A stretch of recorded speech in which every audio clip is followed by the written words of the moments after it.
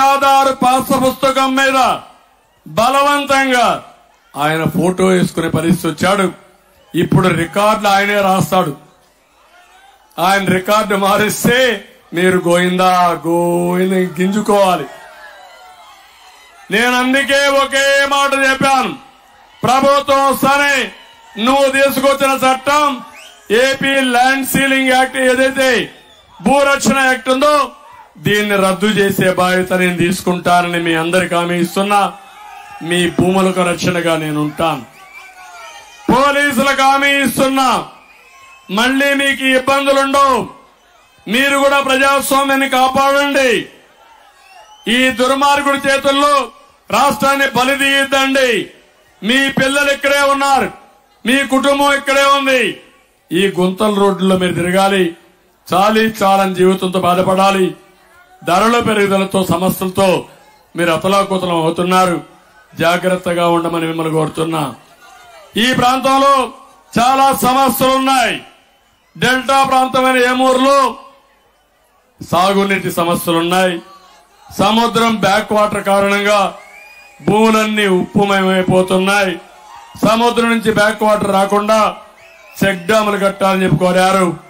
తప్పకుండా ఇవి చేసి మీ భూములు కాపాడే బాధ్యత, రైతును ఆదుకునే బాధ్యత మేము తీసుకుంటామని చెప్పి కూడా నేను మీకు తెలియజేస్తున్నా. పోతర్లంక లిఫ్ట్ ఇరిగేషన్ నేనే ఒకప్పుడు 50 కోట్ల రూపాయలతో అన్ని రెడీ చేశాను.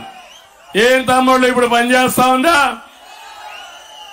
అన్ని లిఫ్ట్ ఇరిగేషన్లు నేను వచ్చినప్పుడు రిపేర్ చేయడం, వీళ్ళు వస్తే దాన్ని చెడగొట్టడం.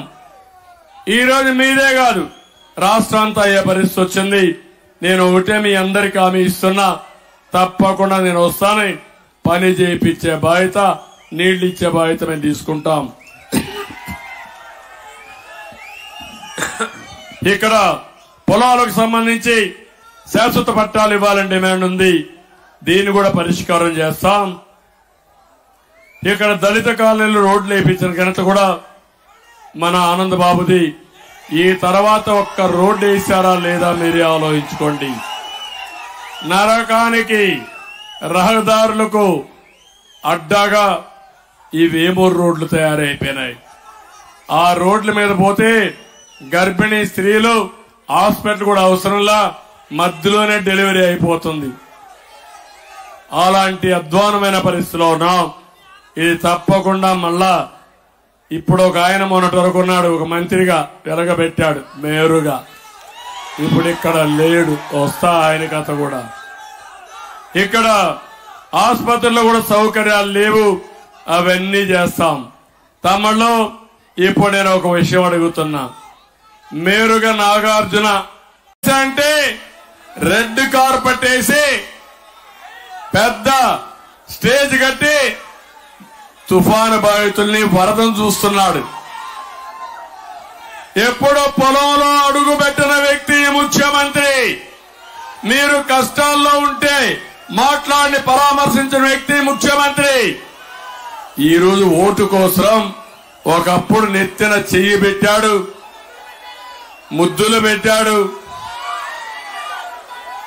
తర్వాత పిడి గుద్దులే గుద్దులు. ఇప్పుడు మళ్ళా ఇంతటి వరకు పరదాలు చాటును తిరిగాడు. ఇప్పుడు పరదాలు వదిలిపెట్టి మళ్ళా నాటకాలు మోసాలతో మళ్ళా వస్తున్నాడు. నమ్మతారా అని మిమ్మల్ని అడుగుతున్నా. ఒక అహంకారి ఎంత దుర్మార్గంగా ప్రవర్తిస్తాడంటే ఈ కృష్ణా డెల్టాని మీరు చూస్తే ఎప్పుడో తుఫాన్లు వచ్చి నష్టపోతున్నాం. మొదటి పంటకు కూడా నీళ్లు సకాలంలో రావడం లేదు. ఇది ఆలోచించిన తర్వాత పట్టిసీమ ఒక్క సంవత్సరంలో పూర్తి చేసి ఆ నీళ్లు కృష్ణా డెల్టాకి ఇచ్చిన ఘనత తెలుగుదేశం పార్టీది. ఒక నెల ముందు పంట వేసుకునే పరిస్థితి వచ్చారు. దీనివల్ల మీరందరూ ఎక్కడికక్కడ తుఫాన్ నుంచి తప్పించుకునే పరిస్థితి వచ్చారు. 13 లక్షల ఎకరాలు కృష్ణా డెల్టాలో ఉంది. అలాంటి పట్టిసీమ నేను కట్టానని దాన్ని వాడకూడదని వాడకుండా చేసి మిమ్మల్ని తుఫాన్లో ముంచేసిన వ్యక్తి, నట్టేట ముంచేసిన వ్యక్తి ఈ జగన్మోహన్ రెడ్డి. ఏ ముఖ్యమంత్రి అయినా బుద్ధుంటే, జ్ఞానం ఉంటే, నేను పట్టిసీమ కట్టింది రైతుల కోసం కట్టాను తప్ప ఇంకో దానికి కాదు.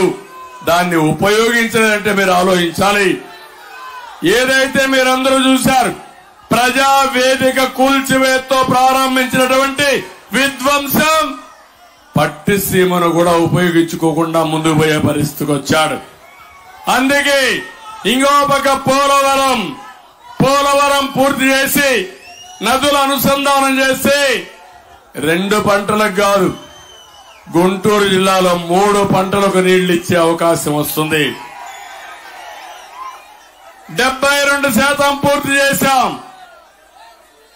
ఎన్నికల ముందు మేము అనుకున్నాం 2020కి పోలవరం పూర్తి చేయాలనుకున్నాం. నేను అడుగుతున్న తమ్ముళ్ళు మిమ్మల్ని అందరినీ, ఈ రోజు ఏం చేశాడో పేపర్లో మీరు చూశారు కదా అని అడుగుతున్నా. పోలవరం ప్రాజెక్ట్ ని గోదావరిలో ముంచేశాడు. Diaphragm wall